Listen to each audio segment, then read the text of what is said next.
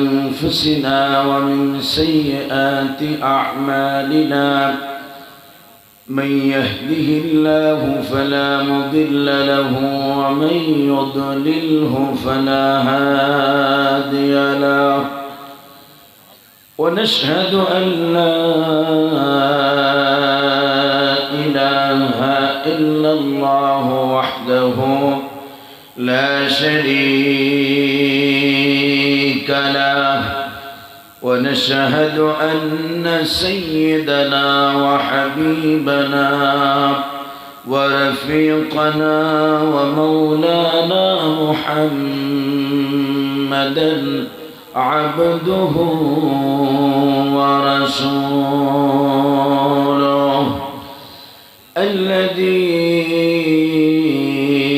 أرسله بالحق بشيرا ونذيرا وداعيا إلى الله بإذنه وسراجا وقمرا منيرا أما بعد فقد قال الله تعالى في كلامه المجيد والفرقانه الحميد أعوذ بالله من الشيطان الرجيم بسم الله الرحمن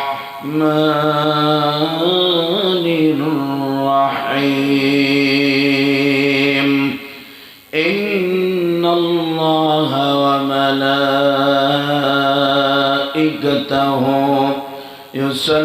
يصلون على النبي يا أيها الذين آمنوا صلوا عليه وسلموا تسليما সকলে মুহাব্বতের সাথে আমরা দুরূদ ইব্রাহিম পড়ি اللهم صل على محمد وعلى آل محمد كما صليت على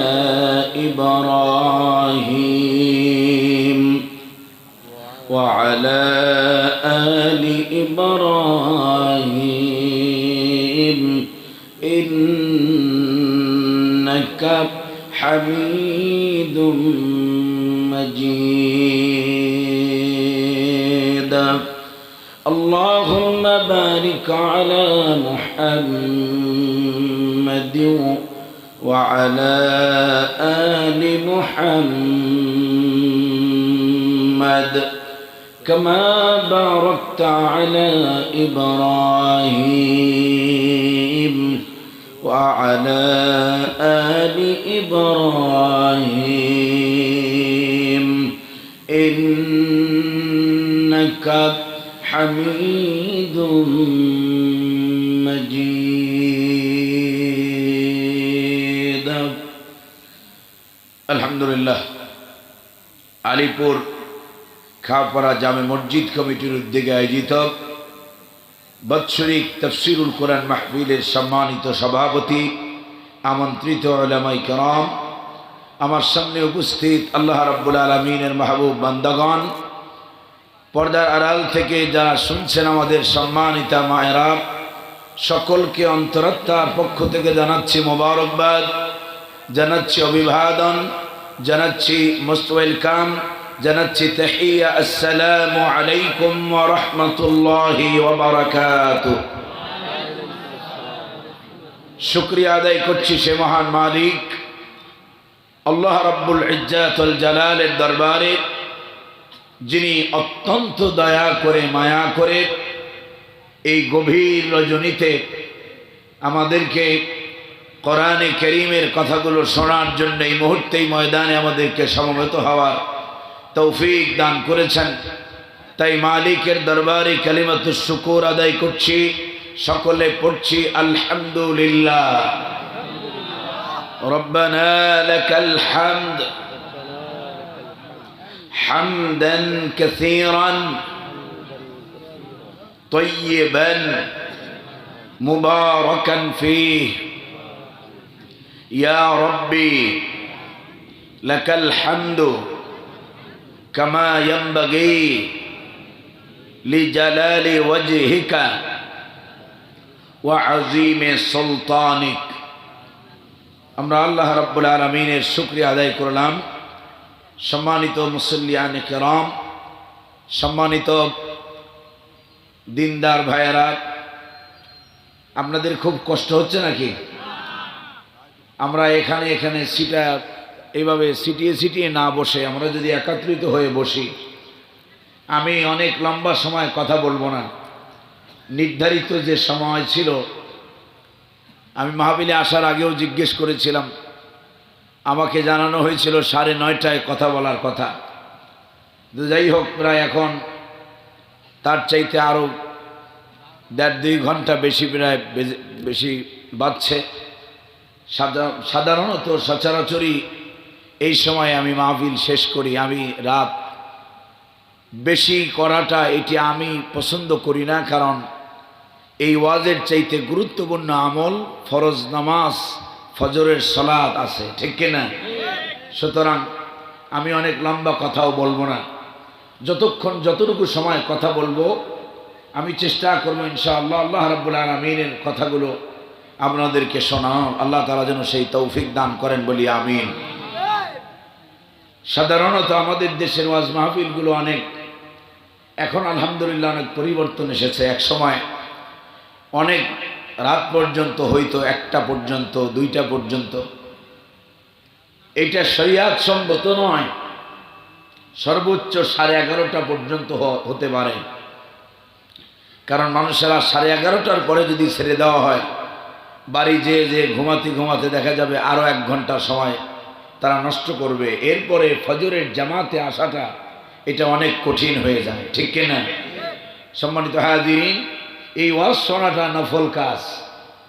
না শুনলে আপনার গুনাহ লেখা হবে না, কিন্তু যদি ফজরের জামাত, ফজরের সালাত যদি মিস করি আমরা, তাহলে শুধু গুনাহ হবে না, কবিরা গুনাহ হবে, ঠিক কিনা? আল্লাহ তাআলা আমাদেরকে বোঝার তৌফিক দান করেন, বলি আমিন। আমাদেরকে আল্লাহ রাব্বুল আলামিন যেন সময় মতো সুন্দরভাবে আল্লাহ তাআলা যেন ফজরের জামাতে আমাদেরকে শরীক হওয়ার তৌফিক দান করেন, বলি আমিন। সম্মানিত হাজিরিন, আল্লাহ রাব্বুল আলামিন तमाम বিশ্ববাসীকে সঠিক পথের সন্ধান দেওয়ার জন্য যুগে যুগে অসংখ্য অগণিত আম্বিয়া আলাইহিমুস সালাম, অসংখ্য নবীগণকে আল্লাহ রাব্বুল আলামিন পৃথিবীর বুকে পাঠিয়েছেন। সর্বশেষ পাঠালেন নবিয়ুনা হাবিবুনা খলিলুনা মুরশিদুনা কুদওয়াতুনা সাইয়্যিদুনা রফিকুনা মুহাম্মাদুর রাসূলুল্লাহ সাল্লাল্লাহু আলাইহি ওয়াসাল্লামকে, এবং তাকে দিলেন গাইড বুক হিসেবে কোরআনে কারীমের মতো আজিম একখানা কিতাব, যেই কিতাবের মাধ্যমে আল্লাহ রাব্বুল আলামিন तमाम বিশ্ববাসীকে আলোর পথ দেখিয়েছেন। তাই পড়ছি আলহামদুলিল্লাহ। আল্লাহ রাব্বুল আলামিন বিশ্ব নবীকে কোরআন দিয়ে আল্লাহ রাব্বুল আলামিন বলেন, আলিফ লাম রা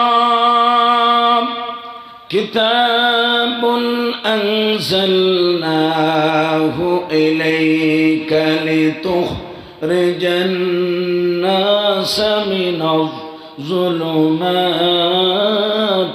ইলান নূর। আল্লাহ তাআলা বলেন আলিফ লাম রা। কোরআনে কারীমের ভিতরে এই জাতীয় যত হরফ আছে সবগুলোকে একত্রে হুরুফে মুকাত্তাআত বলা হয়। এর অর্থ এবং এর উদ্দেশ্য সম্পর্কে আকসারিন মুফাসসিরিন কিরামগণ লিখেছেন, আল্লাহু আ'লামু বিমুরাদিহি। এর অর্থ এবং এর উদ্দেশ্য সম্পর্কে আল্লাহ তাআলা ভালো জানেন। এরপরে রব্বে করিম বলছেন কিতাবুন আনজালনাহু ইলাইক, এই কিতাব আমি আপনার প্রতি নাজিল করেছি, অবতীর্ণ করেছি এই জন্যে লিতুখরিজান নাসা মিনাজ যুলুমাতি ইলান নূর, আপনি যেন এই কিতাবের মাধ্যমে তাম পৃথিবীর মানব গোষ্ঠীকে, মানব জাতিকে অন্ধকার থেকে বের করে আলোর রাস্তা দেখাতে পারেন। সুবহানাল্লাহ।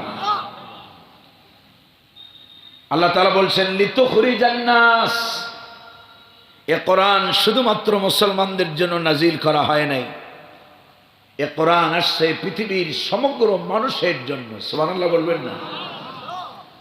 আল্লাহ রাব্বুল আলামিন বলেন এ কোরআন আমি আপনার প্রতি নাজিল করেছি, অবতীর্ণ করেছি, রিভিল করেছি এই জন্যে লিতুখরিজান নাস মিনাজ যুলুমাতি ইলান নূর। চলমান সংকটাপন্ন গোটা বিশ্ব মানবতাকে অন্ধকার থেকে টেনে বের করে আলোর রাস্তা দেখানোর জন্যই আমি আল্লাহ আপনাকে দিয়েছি কোরআন। সুবহানাল্লাহ বলবেন না? এ কোরআন যখন নাজিল হয় সেই সময়টাকে ইংরেজিতে বলা হয় এজ অফ ইগনোরেন্স, আরবিতে বলা হয় আইয়ামে জাহেলিয়া। যেই যুগের মানুষেরা নিজেদের স্ত্রীদেরকে পরপুরুষের কাছে রেখে আসতো পুত্র সন্তানের জন্য, বলি নাউযুবিল্লাহি মিন যালিক। যেই যুগের মানুষেরা কন্যা সন্তান হলে পরে জীবন্ত কবরস্থ করত, মাটির ভিতর গেড়ে দিত, সেই অন্ধকারাচ্ছন্ন সময়ে আল্লাহ রাব্বুল আলামিন বিশ্ব নবীকে কোরআন দিয়ে বললেন এই কিতাব দিয়েছি এই জন্যে লিতুখরিজান নাস, তাম পৃথিবীর মানুষকে আপনি বের করে আনবেন কি থেকে? মিনাজ যুলুমাত। উলামায়ে কেরাম যারা আছেন তারা বুঝবেন জুলুমাত এটি জমায়ে তাকসীর। আল্লাহ তাআলা বলেন চলমান সকল ধরনের অন্ধকার থেকে বের করে এই পৃথিবীর বিশ্ব মানব গোষ্ঠীকে আলোর রাস্তাটা দেখানোর জন্য, চেনানোর জন্যই আমি আল্লাহ আপনাকে দিয়েছি কিতাব। সুবহানাল্লাহ। বিশ্বনবী জনাবে মুহাম্মদুর রাসূলুল্লাহ সাল্লাল্লাহু আলাইহি ওয়াসাল্লাম এই কোরআন নাজিলের পূর্বেও আরবের মানুষগুলোকে মূর্খতা থেকে, অজ্ঞতা থেকে, কুসংস্কার থেকে, ইলিটারেসি থেকে, ইগনোরেন্সি থেকে বের করে আনার জন্য তিনি একটি আন্দোলন করেন। সেই আন্দোলনের নাম হলো হিলফুল ফুজুল, ঠিক কিনা? এই আন্দোলনের মাধ্যমে মানব গোষ্ঠীকে আলোর রাস্তা দেখানোর চেষ্টা করেছেন 15 বছর। কত বছর? ফ্রম 25 to 40, 25 থেকে শুরু করে 40 বছর পর্যন্ত মুহাম্মদুর রাসূলুল্লাহ সাল্লাল্লাহু আলাইহি ওয়াসাল্লাম তিনি হিলফুল ফুজুলের এই আন্দোলন করেন। কিন্তু এই হিলফুল ফুজুলের মাধ্যমে মুহাম্মদ সাল্লাল্লাহু আলাইহি ওয়াসাল্লাম 1% সফল তিনি হতে পারেন নাই। কেন পারেন নাই? তার মূল কারণ ছিল ওই হিলফুল ফুজুলের আন্দোলনের ভিতরে কোরআনের মতো সাংবিধানিক যে বিষয় সেটি সেখানে ছিল। আল্লাহ রাব্বুল আলামিন বিশ্ব নবীকে জানিয়েছেন, নবী আমার এই 15 বছর চেষ্টা করার পরে, সাধনা করার পরে মানুষগুলোকে কেন আলোর পথ দেখাতে পারেন নাই তা কি আপনি জানেন? মূল কারণ ছিল মা কুনতা তাদরি মাল কিতাবু ওয়ালাল ঈমান। আল্লাহু আকবার। আপনাদের শুনতে কষ্ট হয়? প্রচন্ড গরম পড়ার কারণে, প্রচন্ড গরম। গাড়ির ভিতরে যতক্ষণ থাকি ততক্ষণ এসি চললে মনে হয় ঠান্ডা আছি আলহামদুলিল্লাহ, কিন্তু যখনই গাড়ি থেকে বেরোই গরমে শেষ অবস্থায় দেখেন আমি ঘামাই, আমার জামাটাও ভিজা। তো এই কারণে গরম ঠান্ডার অ্যালার্জি যাদের আছে দেখবেন গলা বসে যায়, সাইনাসের সমস্যা যাদের আছে এই ঈদ শেষ হলো 11 তারিখে। 12 তারিখে আসলাম, আপনাদের মাহফিল ছিল তালাতে। 13 তারিখে প্রোগ্রাম ছিল আশাশুনি। 14 তারিখে প্রোগ্রাম করেছি আপনার পাংশা রাজবাড়িতে। গত রাত্রে প্রোগ্রাম ছিল কিশোরগঞ্জ। আজকে আসলাম এখানে। তো যাই হোক, এই সফরের কারণে এবং দূরে দূরে সফরের কারণে দেখা গেছে শারীরিকভাবে একটু অসুস্থ হয়ে গেছি। আল্লাহ তাআলা যেন সুস্থতার নিয়ামত দান করেন বলি আমিন। আপনারা কথা বুঝতে পারতেছেন তো? আমার কথা বুঝলেই হবে, কারণ আমার আলোচনার ভিতরে কোনো রং থাকে না, ঢং থাকে না। আমার আলোচনার ভিতরে কোনো কবিতা থাকে না, ছন্দ থাকে না। আমার আলোচনার ভিতরে আমি গানও গাই না। আমি যতক্ষণ কথা বলি আল্লাহ রাব্বুল আলামিনের কোরআনের কথা বলি। আল্লাহ যেন যতদিন বাঁচায় রাখবেন ততদিন যেন আল্লাহর কথাগুলো বলার জন্য আল্লাহ যেন বাঁচায় রাখেন বলি আমিন। রাসূল সাল্লাল্লাহু আলাইহি ওয়াসাল্লাম তাহলে কোরআন ছাড়া দাওয়াত দিয়েছেন 15 বছর, কিন্তু এই 15 বছরে তিনি সফল হতে পারেন। 15 বছর দাওয়াতের পরে যখন রাসূলুল্লাহর বয়স 40, কত বছর? 40। তিনি দাওয়াত, এবার তার কাছে কোরআন আসলো, কোরআন নাজিল হলো। রাসূলুল্লাহ কোরআনের মাধ্যমে দাওয়াত দিতে শুরু করলেন। যেই কাজ 15 বছরে করতে পারেন নাই, সেটা মাত্র 13 বছরের ব্যবধানে মুহাম্মদুর রাসূলুল্লাহ সাল্লাল্লাহু আলাইহি ওয়াসাল্লাম সেই আরবের সেই অজ্ঞতাপূর্ণ সেই জাতিকে পৃথিবীর বুকে সবচেয়ে শ্রেষ্ঠ জাতিতে পরিণত করলেন। সুবহানাল্লাহ। আল্লাহ রাব্বুল আলামিনের হাবিব জনাবে মুহাম্মদুর রাসূলুল্লাহ সাল্লাল্লাহু আলাইহি ওয়াসাল্লাম কোরআনের মাধ্যমে যখন দাওয়াত দিতে শুরু করলেন, মাত্র 23 বছরের ব্যবধানে তিনি তামাম পৃথিবীর বুকে আদর্শ সমাজ, আদর্শ জাতি তিনি ঢেলে সাজালেন। আল্লাহর হাবিব সাল্লাল্লাহু আলাইহি ওয়াসাল্লাম এমন একটি আদর্শ জীবন ব্যবস্থা তিনি মুহাম্মদ সাল্লাল্লাহু আলাইহি ওয়াসাল্লাম কোরআনের মাধ্যমে কায়েম করলেন পৃথিবীর বুকে। যেখানে এমন একটি আদর্শ সমাজ তিনি কায়েম করলেন, এমন একটি আদর্শ রাষ্ট্র ব্যবস্থা কায়েম করলেন যেখানে অন্যায় ছিল না, জুলুম ছিল না, নির্যাতন ছিল না, ঘুষ ছিল না, সুদ ছিল না, চাঁদাবাজি ছিল না। মুহাম্মদ সাল্লাল্লাহু আলাইহি ওয়াসাল্লাম ইনসাফপূর্ণ একটি সমাজ কায়েম করলেন।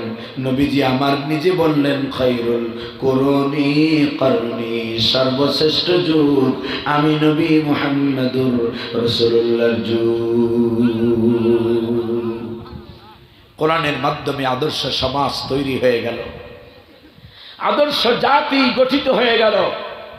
যারা ছিল নারীর সতীর্থের জাম, তারা নারীর সতীর্থ ইজ্জত আবরুর পাহারাদার হয়ে গেল। যারা অন্যের সম্পদকে লুটতরাজ করা ছিল, যাদের নিত্য নৈমিত্তিক নেশা এবং পেশা, সেই জাতিটা অন্যের সম্পদ, অন্যের জান মাল রক্ষার জন্য নিজেদের জীবনকে তারা বিলীন করে দিল। সুবহানাল্লাহ।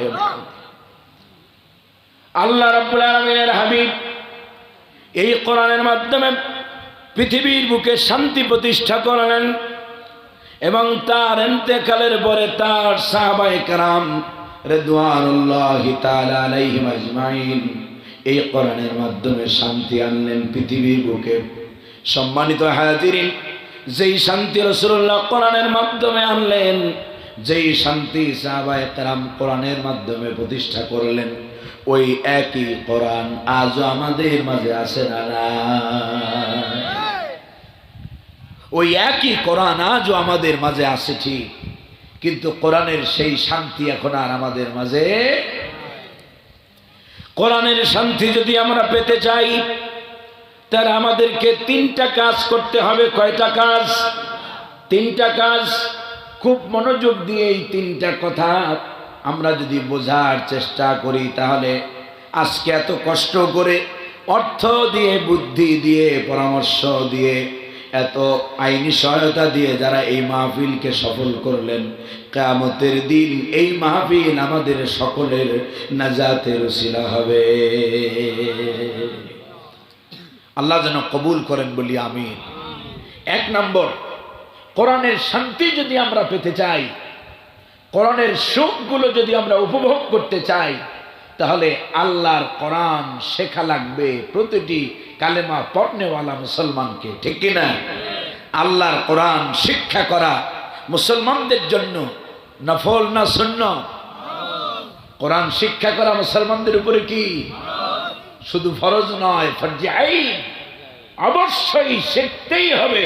কোরআন শেখা ছাড়া মুসলমানদের ভাগ্যাকাশে স্বাধীনতা আসবে না, আসবে না, আসবে না, ঠিক কিনা? কারণ আমার আল্লাহ রাব্বুল আলামিন বলেন, আল্লাযীনা আতাইনাহুমুল কিতাবা ইয়াতলুনাহু হাক্কা তিলাওয়াতিহি। আমি যাদের কিতাব দিয়েছি, আমি যাদের কোরআন দিয়েছি, কোরআনওয়ালাদের, কিতাবওয়ালাদের এই কিতাবের প্রতি এক নম্বর দায়িত্ব হলো এই কোরআনের যথাযথ হক আদায় করে তারা এই কোরআনের বিশুদ্ধ তেলাওয়াত তারা করবে। সুবহানাল্লাহ।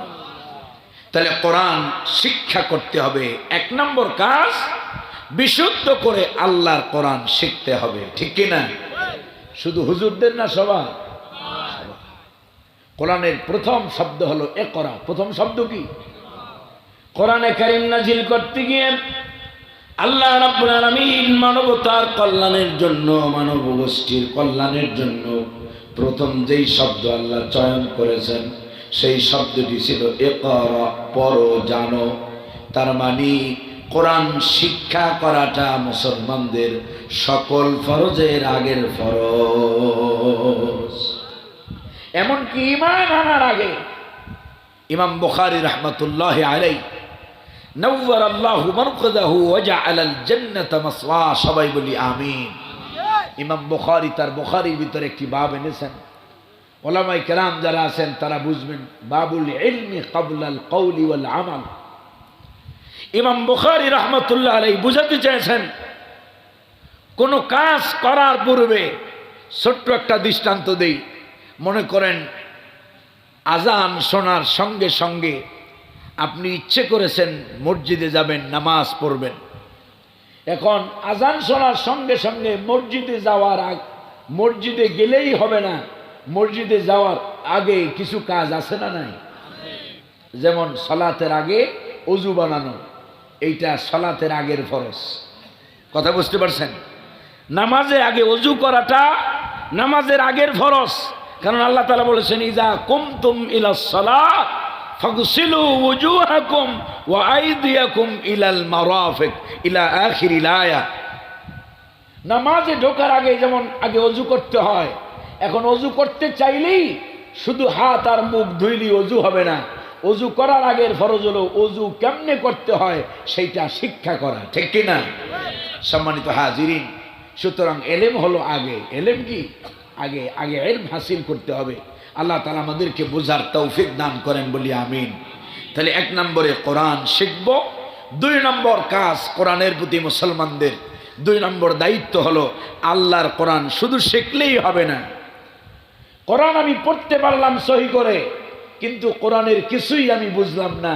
রমজান মাস আসলে পরে খালি শুধু খতম দিলাম, সারা জীবন খতম দিয়া গেলাম, কিন্তু কিছুই বুঝলাম না। তাহলে এই কোরআন দিয়ে আমার কোনো ফায়দা হবে?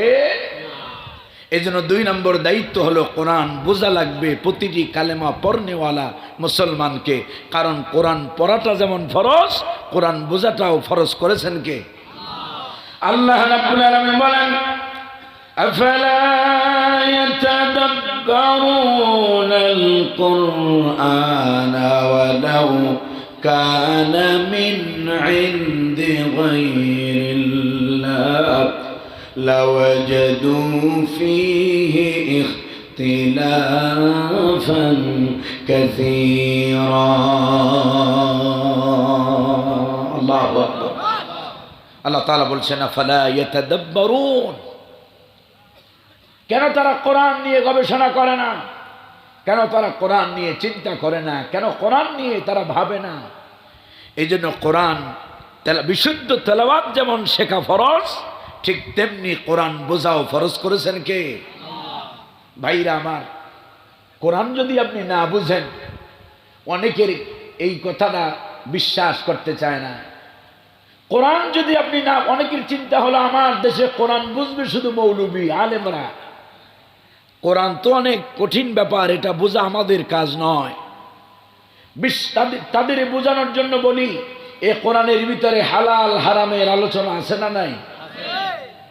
একজন স্বামী তার স্ত্রীর প্রতি তার কি দায়িত্ব কর্তব্য, স্ত্রীর স্বামীর প্রতি কি দায়িত্ব কর্তব্য, কোরআন শরীফে আছে না নাই?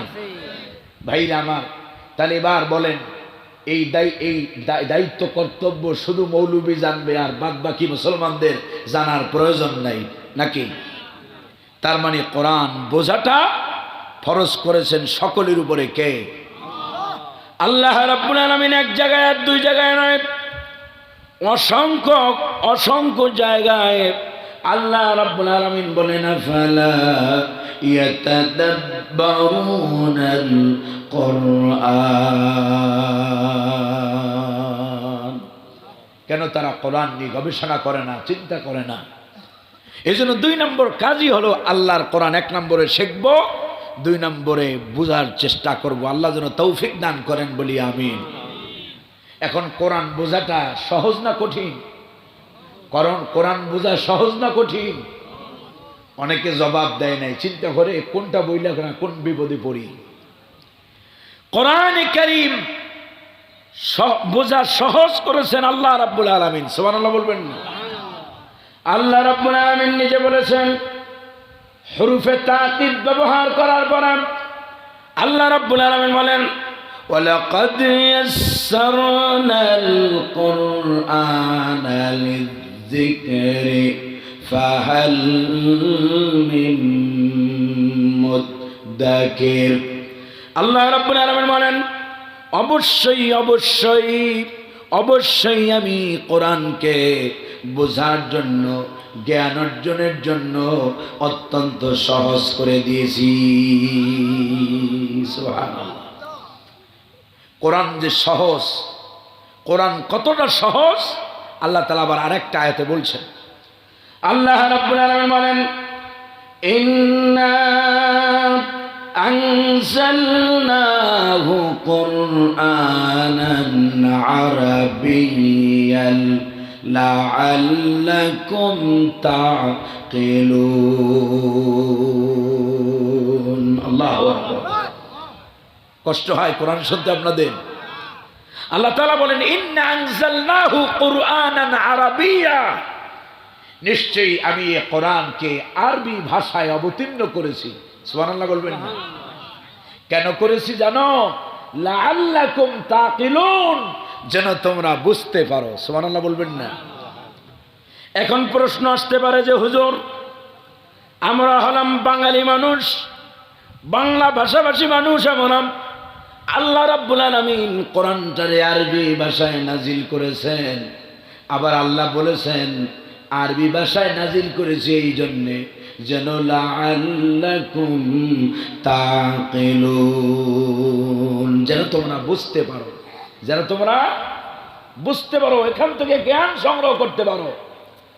লাআল্লাকুম তাকিলুন, আশা করা যায় তোমরা তোমাদের আকলকে সমৃদ্ধ করবে, তোমাদের আকলকে এই কোরআনের জ্ঞান দিয়ে সমৃদ্ধশালী করবে। সুবহানাল্লাহ বলবেন না? এই আয়াতের ব্যাখ্যায় মুফাসসিরিনে কেরামগণ যেটি লিখেছেন তা হলো এই পৃথিবীতে যত ভাষাবিদ আছে, যারা ল্যাঙ্গুয়েজ রিসার্চার, যারা ভাষা নিয়ে যারা গবেষণা করে, ভাষা তত্ত্ববিদ যারা, তারা গবেষণা করে বলেছেন এই পৃথিবীর সমস্ত ভাষার চাইতে আরবি ভাষা এতটা সহজ যে একটা ছোট বাচ্চাও অতি অল্প সময়ে এটি আত্মস্থ করতে পারে, কণ্ঠস্থ করতে পারে, হৃদয়ঙ্গম করতে পারে। সুবহানাল্লাহ বলবেন না? কোরআনের ভাষা যে সহজ, এটা বোঝার জন্য মামুবাড়ি যাওয়ার, দিল্লি যাওয়ার দরকার নেই। এটা বোঝার জন্য কোথাও যেতে হবে না। আপনার বাড়ির পাশে, ঘরের পাশে দেখেন হেফজখানাগুলোর দিকে তাকান, 3 বছরের বাচ্চা আর সাড়ে 3-4.5 বছরের বাচ্চাগুলো কোরআনের হাফেজ আছে না নাই? সম্মানিত হাজিরিন, সুতরাং এই কোরআন সহজ না কঠিন? কোরআনকে যারা কঠিন মনে করবে তারা শুধু গুনাহ নয়, কবিরা গুনাহ করবে। কারণ আমার আল্লাহ বলেছেন ওয়ালাকাদ, লাম এবং কদ হুরুফে তাকিদ। আল্লাহ রাব্বুল আলামিন বলেন অবশ্যই অবশ্যই ইয়াসসারনাল কোরআন, আমি আল্লাহ কোরআনটাকে সহজ করে দিয়েছি। সুবহানাল্লাহ। সুতরাং কোরআন সহজ না কঠিন? কোরআন সবচেয়ে সহজ। সুবহানাল্লাহ বলবেন না? সম্মানিত হাজিরিন, আল্লাহ রাব্বুল আলামিন এই কোরআনে কারীম কতটা সহজ করেছেন। আল্লাহ রাব্বুল আলামিন কোরআনে কারীমের ভিতরে বারবার বলেছেন, ও কোরআনওয়ালারা, কোরআনকে এত সহজ করে দিয়েছি, ফাহাল মিন মুদ্দাকির, তোমাদের মধ্যে আসু কি কোনো ভাবুক, আসু কি কোনো চিন্তাশীল যারা কোরআন নিয়ে ভাববে, কোরআন নিয়ে চিন্তা করবে, কোরআন নিয়ে গবেষণা করবে। সম্মানিত হাজিরিন, এই জন্য 2 নম্বর কোরআনের প্রতি দায়িত্ব হলো আল্লাহর কোরআন 1 নম্বরে বিশুদ্ধ তেলাওয়াত শিখব, 2 নম্বরে কোরআনে কারীম বোঝারও চেষ্টা করব, 3 নম্বর যা পড়ব, যা বুঝবো তা দিয়ে আমাদের ব্যক্তি, পরিবার, সমাজ, রাষ্ট্র, আমাদের অর্থনীতি, সমাজনীতি, রাজনীতি, আমাদের গোটা জীবনে যত নীতি, যত আদর্শ প্রয়োজন সব কোরআন শরীফে আছে না নাই? সব আছে না নাই? জীবনে যা কিছু প্রয়োজন সব কোরআন থেকে নিয়ে জীবনটারে সাজাতে হবে। যদি এই 3টা কাজ আমরা করতে পারি, আল্লাহ রাব্বুল আলামিন তামাম পৃথিবীর মুসলমানদেরকে শান্তি আর নিরাপত্তার গ্যারান্টি দিয়েছেন। আল্লাহ রাব্বুল আলামিন বলেন, ফামান তাবিআ হুদায়া ফালা খাউফুন আলাইহিম ওয়ালা হুম ইয়াহজানুন। আল্লাহু আকবার। ফামান তাবিআ হুদায়া, যারা এই হুদার অনুসরণ করবে। কোরআনের একটা নাম হলো হুদা। কোরআনের নাম কি? হুদা। যারা কোরআন পড়বে, কোরআন বুঝবে, রাসূলুল্লাহর বক্তব্য দিয়ে যদি বলি, ফাআহাল্লা হালালাহু ওয়া হাররামা হারামাহু, কোরআনের হালালকে হালাল বলে মানবে, হারাম থেকে যারা বেঁচে থাকবে, আল্লাহ তাআলা বলেন ফালা খাউফুন আলাইহিম, তাদের কোনো ভয় থাকবে, ওয়ালা হুম ইয়াহজানুন, তাদের দুশ্চিন্তাও থাকবে না। সকল ভয় দুশ্চিন্তা থেকে নাজাত দিবেন কে? আল্লাহ রাব্বুল আলামিন। শুধু দুনিয়ার ভয় থেকে নাজাত নয়, দুনিয়ার দুশ্চিন্তা থেকে নাজাত নয়, কিয়ামতের কঠিন ভয়াবহ দিনের দুশ্চিন্তা থেকেও নাজাত দিবেন কে?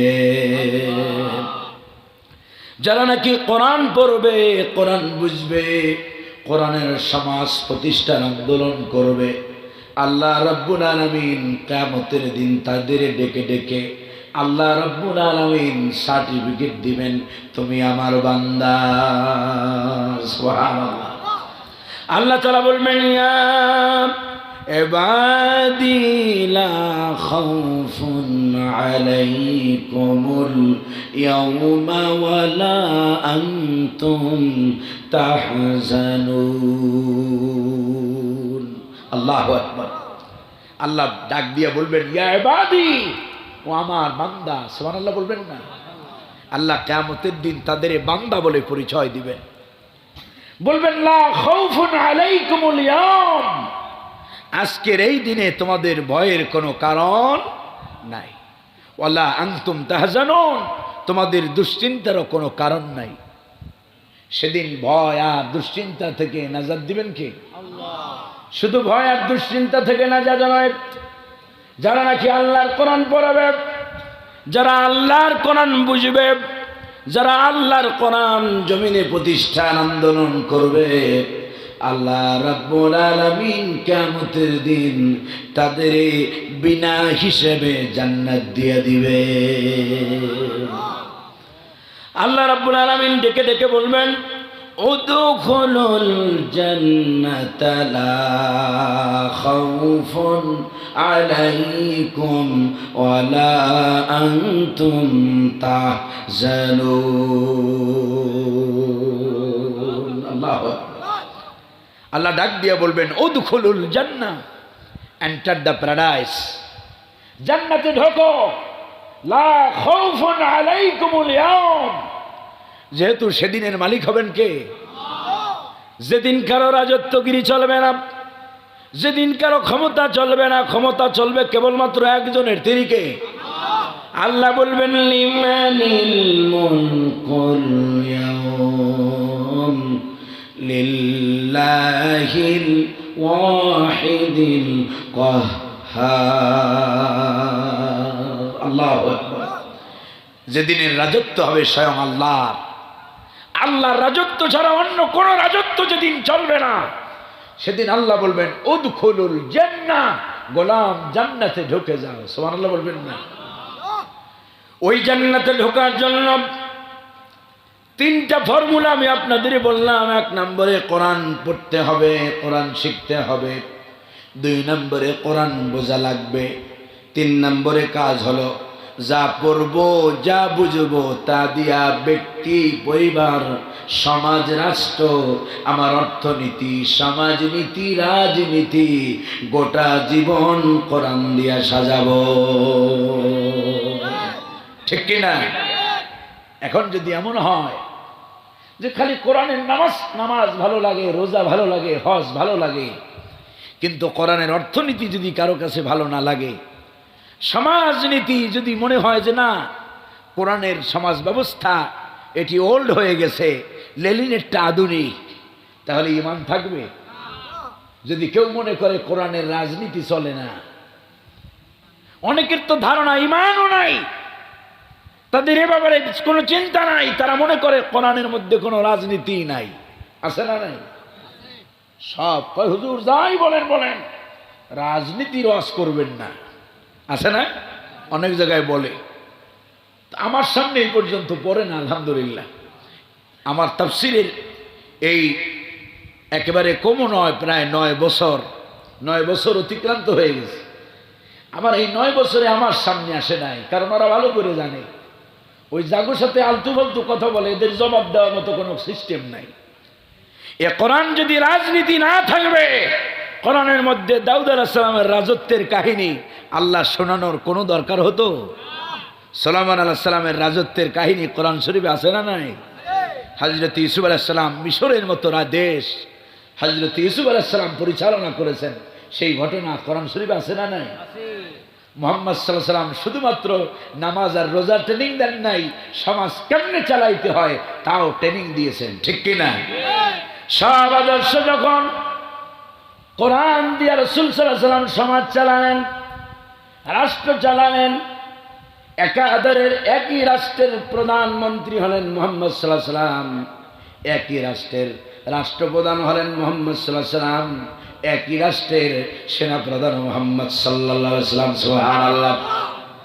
এই জন্য কোরআনে কারীমের ভিতরে, আমি তো পলিটিক্যাল সায়েন্সের নগণ্য একজন ছাত্র মাত্র, ভাইয়েরা আমার, এই পৃথিবীতে রাজনীতির যে জ্ঞান, রাজনীতির যে আলোচনা, যত পৃথিবীতে যত কিতাব, যত বই রচিত হয়েছে এই সিয়াসতের উপরে, রাজনীতির উপরে, পলিটিক্সের উপরে, আমার কাছে মনে হয়েছে পৃথিবীর সবচাইতে উন্নততর, সবচাইতে মডার্ন, সবচাইতে আধুনিক পলিটিক্যাল সায়েন্সের সবচাইতে উত্তম কিতাবের নাম হলো কোরআন।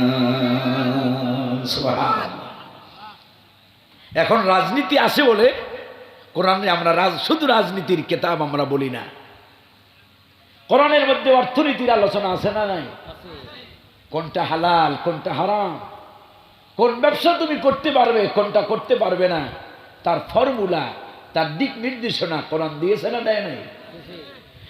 কোরআন ব্যবসার ক্ষেত্রে বলেছে আহাল্লাল্লাহুল বাইআ ওয়া হাররামার রিবা। আল্লাহু আকবার। ব্যবসাকে হালাল করেছেন কে?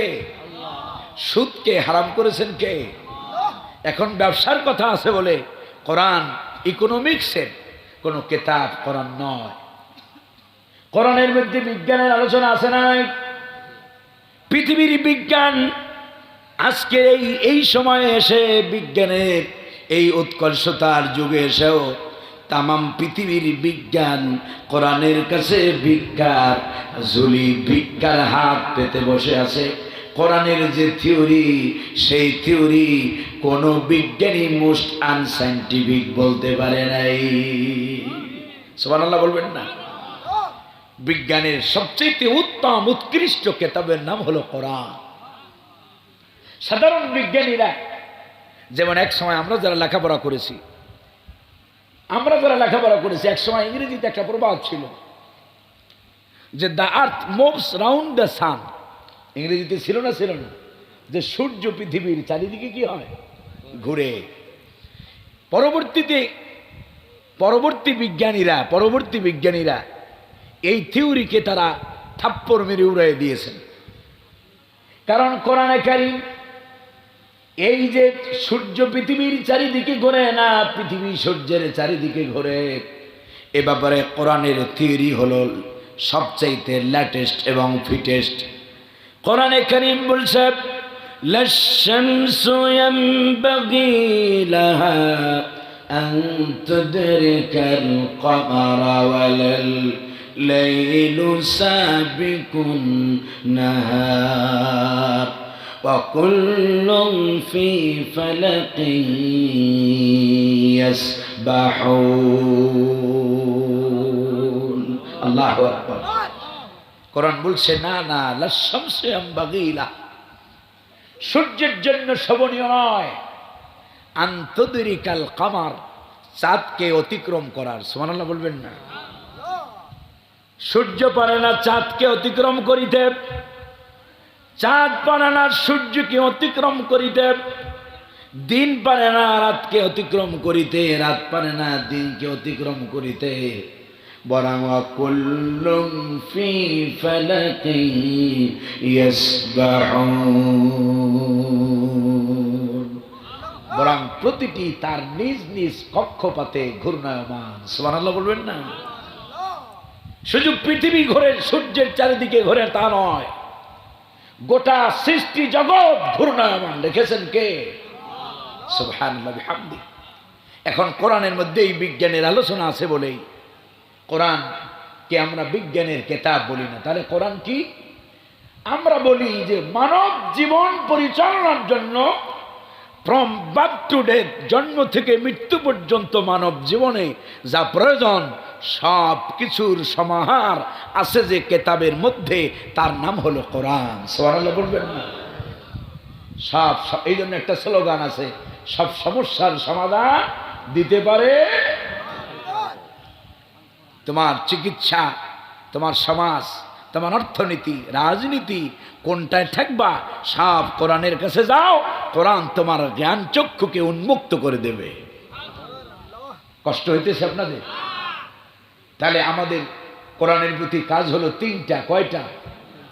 কোরআন এই জন্য নাজিল হয় নাই যে কোরআন শরীফ শিক্ষা খালি বাপ মা মইরে গেলে, খালি বাপ কেউ মইরে গেলে পরে মরা লাশের পাশে বসাইয়া দিয়া, মোল্লার মৌলবীদেরকে বসাইয়া দিয়া কোরআন খতম করাইয়া দিবেন আর সোজা আপনার বাপ মা জান্নাতে যাইবে। ব্যাপারটা এমন। বিশ্বাস করেন যশোরের মুসলমান, যেই লোকটি সারা জীবন কোরআনে কারীম নিজে পড়ে নাই, কোরআন বোঝে নাই, বরং কোরআনের কারীমের সমাজ ব্যবস্থা বোঝে নাই, কোরআনে কারীমের সমাজ প্রতিষ্ঠান আন্দোলন করে নাই, কোরআনের সমাজের বিরোধিতা করেছে, ওই লোকটা মারা যাওয়ার পরে, সেদিন আপনাদের এদিকেই কোথাও যেন বলেছিলাম, যদি কাবা শরীফের ইমামদের এনেও যদি মরা লাশের পাশে বসাইয়া কোরআন খতম করানো হয় তাদের দিয়া, তাও ওই ব্যক্তির জন্য 1% সফলতা আসবে না। এই কোরআন মরা মানুষের জন্য আসে নাই। কোরআনে কারীম আসছে লিহাইয়া, জীবিত মানুষগুলোরে অন্ধকার থেকে বাঁচাইয়া আলোর রাস্তা দেখানোর জন্য আল্লাহ নাজিল করেছেন কোরআন। সুবহানাল্লাহ বলবেন না? সম্মানিত হাজিরিন, তাই আসুন আমরা আমাদের জীবনে কোরআন পড়ি, কোরআন বুঝি, কোরআনের সমাজ প্রতিষ্ঠার আন্দোলনে ঐক্যবদ্ধ ভূমিকা রেখে আমরা যেন দুনিয়া থেকে বিদায় নিতে পারি। আল্লাহ যেন সেই তৌফিক আমাদের দান করেন বলি আমিন। সম্মানিত হাজিরিন, কোরআন ছাড়া এই পৃথিবীর বুকে শান্তি আসবে না, আসবে না, আসবে না। যে কথা বলতে চাইছিলাম প্রথমে, মুহাম্মদ সাল্লাল্লাহু আলাইহি ওয়াসাল্লাম 15 বছর আন্দোলন করছিলেন কোরআন ছাড়া। ওই আন্দোলনের মাধ্যমে তিনি সফলতা লাভ করতে পারেন। কোরআন যখন পেলেন 23 বছরের ব্যবধানে আল্লাহ তাআলা মুহাম্মদ সাল্লাল্লাহু আলাইহি ওয়াসাল্লামকে সফল রাষ্ট্র ব্যবস্থা, সফল রাষ্ট্রনায়ক হিসেবে মুহাম্মদ সাল্লাল্লাহু আলাইহি ওয়াসাল্লামকে প্রতিষ্ঠিত করে দিলেন। সুবহানাল্লাহ বলবেন না? আল্লাহ তাআলা আমাদেরকে কোরআন পড়ার, কোরআন বোঝার, কোরআন প্রতিষ্ঠার কাজে অংশগ্রহণের তৌফিক আল্লাহ তাআলা দান করেন বলি আমিন। দল মত নির্বিশেষে আসুন কোরআনের পক্ষে কাজ করি, আল্লাহ আমাদেরকে কবুল করেন বলি আমিন। যেহেতু লোক নাই, কষ্ট হয়েছে আপনাদের সবার, আজ আর নয়। আল্লাহ যদি তৌফিক দেন আগামীতে আবার কোথাও, তবে আমার যারা দাওয়া